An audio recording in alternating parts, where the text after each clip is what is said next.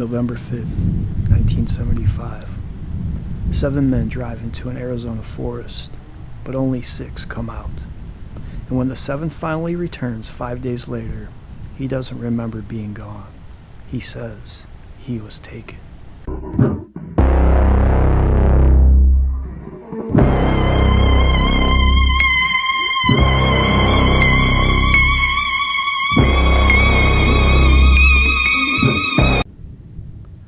Deep in the forests of northeastern Arizona, just outside the small town of Heber, there's a stretch of land that feels untouched. The Apache Sitgreaves National Forest. Miles of towering pine, narrow dirt roads, and long, quiet distances where sound doesn't travel far, and help doesn't come quickly. In 1975, a group of loggers worked these woods under a federal contract. They were a tight crew, used to long days, rough conditions, and relying on one another. At the center of it all was Mike Rogers, the crew chief, and among his men was 22-year-old Travis Walton. On November 5th, 1975, the crew finished their day just before dusk. They climbed into a single truck, tired, hungry, ready to head home. 7 men, 1 rode out. The sun had already dropped behind the trees, and the forest was beginning to darken, when something caught their attention. At first, it looked like a glow through the trees. Not fire, not headlights, something brighter, stranger.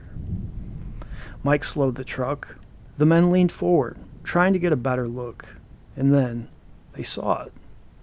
Hovering in a small clearing just off the road was a metallic disc-shaped object, suspended in the air, silent. It wasn't massive, but it didn't need to be, because nothing about it made sense.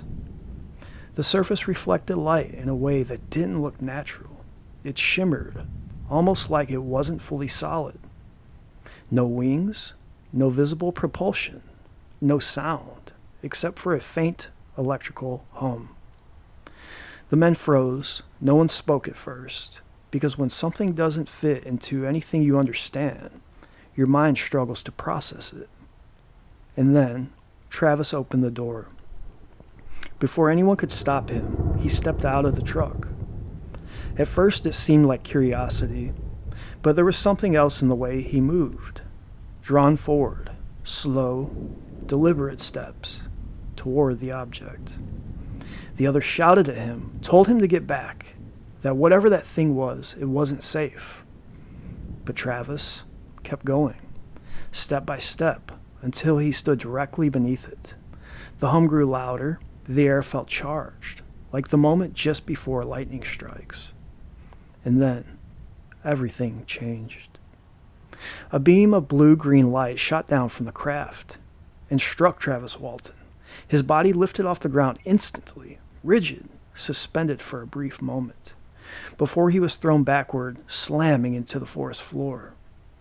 Inside the truck, panic erupted. One of the men shouted. Another ducked down. Someone yelled that he was dead. Mike Rogers, overwhelmed by fear, hit the gas. The truck sped down the dirt road, leaving Travis behind. For a moment, fear took control, that raw, instinctive kind, where survival overrides everything else. But it didn't last. A short distance down the road, the reality of what they had done caught up to them. They had left him. The truck slowed, then stopped. Silence filled the cab, heavy, unavoidable. No one wanted to say it out loud, but they all knew. They had to go back. Reluctantly, they turned the truck around and drove back toward the clearing. But when they arrived, Travis Walton was gone. The object was gone. There was no body, no blood, no sign of anything. Just the empty forest, as if nothing had happened. That's when the fear changed, because now it wasn't just about what they saw. It was about what they couldn't explain. The men reported the incident the same night. Authorities responded quickly. A missing person in those conditions was taken seriously. Search teams were organized. Volunteers joined in. Helicopters scanned from above. Tracking dogs followed trails, only to lose them. One day passed, then two, then three. Nothing. And slowly, the focus shifted. 7 men went into the forest, and only 6 came back. Their explanation? A UFO, a beam of light, a man taken. To investigators, it didn't sound believable. The possibility of foul play entered the conversation. The crew was brought in for questioning, individually, repeatedly. Their stories were examined, compared, challenged, but something stood out. They remained consistent. Details didn't change. Reactions aligned. The fear felt genuine. Still, suspicion remained. So authorities went further. Polygraph tests. One by one, the men were examined. Most passed. One result was inconclusive. But none indicated deception. And still, no Travis Walton. 5 days passed. 5 days of searching, questioning, and growing doubt, until November 10th. Late that night, a phone rang. It was Travis, calling from a payphone near Heber. When his family finally reached him, he was in rough condition, disoriented, weak, confused. He believed he had only been gone a few hours, but he hadn't. He had been missing for 5 days. And then, he began to describe what he remembered. After the beam struck him, everything went black. When he woke up, he wasn't in the forest. He was inside a room. The walls were smoothed and curved, metallic, dimly lit, and he wasn't alone. Standing around him were beings, short, thin, large heads, large eyes, not human. Fear took over. Travis reacted instinctively. He fought back. According to him, the beings retreated. Then something changed. A different figure appeared, human-like, wearing what looked like a helmet, calm, silent. This figure didn't attack, didn't threaten. Instead, it guided him through a hallway into another area. He described seeing additional rooms, other structures, even what he believed were other crafts.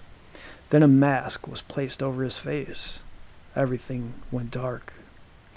When he woke up, he was lying on the side of the road, back on Earth. Above him, the craft rose silently into the sky and disappeared into the night. That's where they found him, alive, 5 days later. The story spread quickly. The news outlets picked it up. Headlines followed. A missing man returns, claiming alien abduction. It became one of the most well-known UFO cases in American history, but belief was divided. Some saw it as evidence. Others saw it as a hoax. Skeptics pointed to inconsistencies, suggested the story was fabricated. There were theories about avoiding work penalties, about staging the event, about seeking attention.